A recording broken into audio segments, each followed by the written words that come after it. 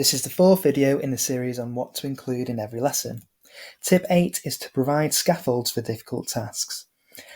A scaffold is the additional support given to a student by the teacher during the learning process. It applies to everything the teacher uses to help students learn, including modelling by the teacher, environmental and physical tools, checklists, PowerPoints, word banks, models of completed tasks, thinking aloud or peer explanations. Whole class scaffolds should be explained to students during guided practice. Individual scaffolds, such as those for special educational needs students, should be explained on a one-to-one basis. Effective teachers anticipate student errors. They think what students will find most difficult and what access arrangements they can provide so everyone can follow the same learning journey. Effective teachers know what errors are commonplace and so highlight these to students, explaining what these errors look like and why they are wrong. Scaffolds are not just for low retaining students. Some higher retainers may need scaffolds to deepen their learning.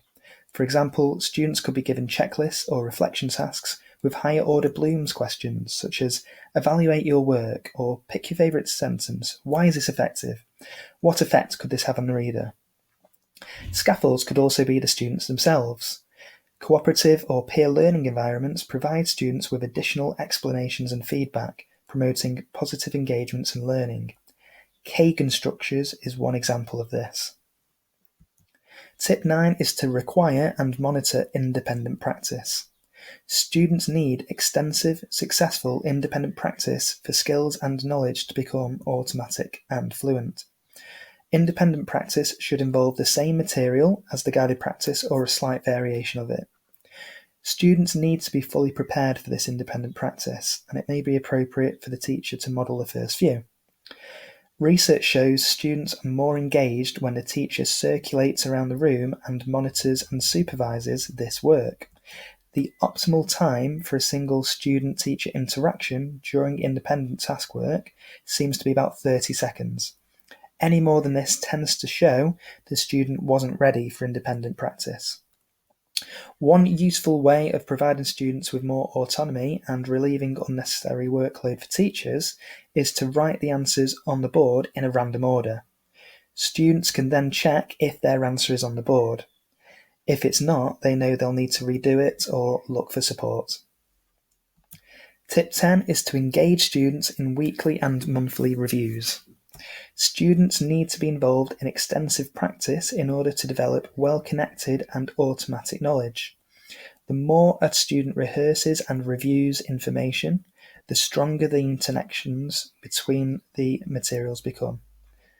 It becomes automatic and fluent. The more the practice, the better the performance. One way to do this is through regular weekly quizzes based on the learning the previous week. Research has shown students who have weekly quizzes score better than final exams than classes with only 1 or 2 quizzes in a term.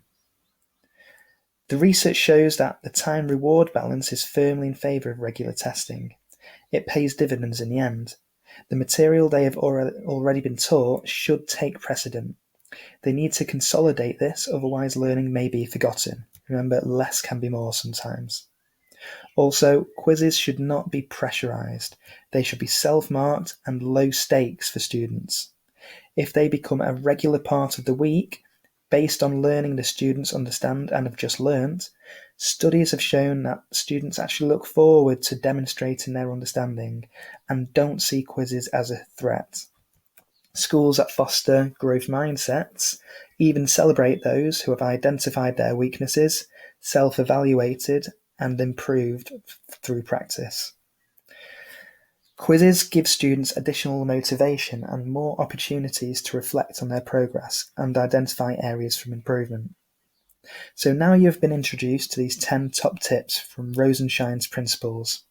The final video will look at how all this can be applied into a single lesson.